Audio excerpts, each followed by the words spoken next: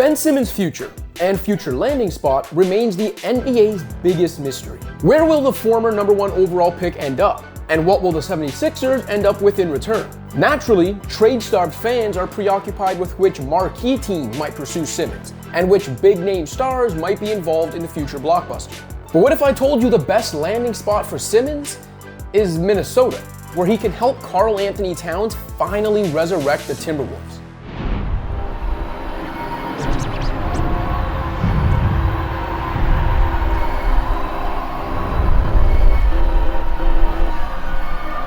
Before we get back to pushing Ben Simmons to the Twin Cities, I want to take a moment to remind you to subscribe to this channel if you haven't already. We're closing in on 80,000 subscribers, and we don't want to Ben Simmons this layup. The land of 10,000 lakes is hardly the sexiest landing spot for the three-time All-Star, but as we've discussed in a previous episode of Unfiltered, Simmons' strengths and weaknesses make him unlike any other star. And the fit in Minnesota makes sense. When it comes to a kind of fire and ice, offense-defense combo, Simmons and Towns would be as perfect as a 25 and under pairing gets. Neither Simmons nor Towns is perfect, and their flaws have sometimes garnered more attention than their abilities. Simmons was supposed to be a star point guard, but 4 years into his career, he still can't shoot, seemingly wants no part of big moments with the ball in his hands, and struggles to create offense in the half court. Towns, meanwhile, is a defensive liability at center, isn't always forceful enough offensively, and has had his competitive fire called into question, sometimes famously. Side note, with the Butler versus Towns drama, if the Timberwolves do land Simmons, does that make Minnesota versus Miami the most randomly must-watch games of the year, given Simmons' own history with Kyle Lowry? We talk a lot about what Simmons and Towns can't or won't do, but think about what each player can do. Simmons can guard virtually every position on the court about as well as any other player today. And that's the kind of defensive versatility and excellence the Timberwolves desperately need. The Wolves have a ton of offensive talent and scoring ability, but Simmons would balance the team's roster in ways few other players can. And his playmaking prowess means it's not a complete defense for offense trade-off either. Plus, Simmons thrives in transition, and while Towns may not be as physically dominant as Joel Embiid, he's also much more equipped to run with Simmons than Embiid ever has been. He's a freak. He's a fast killer.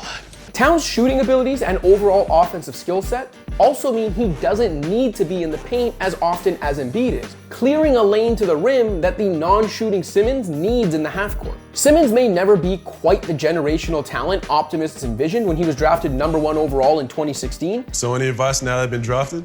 Getting drafted doesn't mean a thing. Now the real work starts. This isn't college. This is a grown man's league. And Towns may never be the rip-your-heart-out type of superstar someone like Butler wanted him to be. But there are a lot of basketball reasons to believe Simmons and Towns can help each other unlock the best versions of themselves. Would that mean legitimate contention in Minnesota's future? Maybe not, but a Towns-Simmons duo would be the franchise's clearest path to sustainable success in nearly 2 decades.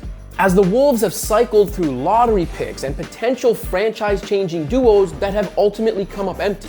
This is a franchise that's made the playoffs once in the last 17 seasons, in a league where more than half of teams make it every year. How is that even possible? With Towns and Simmons quarterbacking each end of the court, Anthony Edwards could go about filling his role as the perfect third man. Edwards already looks capable of being a solid secondary scorer behind Towns, the type of wing scorer and shot creator Simmons and Embiid desperately needed but rarely had in Philly, save for a few months with Butler back in 2019. After a rough first half to his rookie season, the 2020 #1 pick averaged 23.5 points over the final 40 games, topping 30 points on 4 separate occasions and notching 42 points twice. The efficiency wasn't always there, as is to be expected from a rookie scorer, but 19-year-olds aren't supposed to be able to do what Edwards did as a 3-level scorer in the NBA over those final 40 games.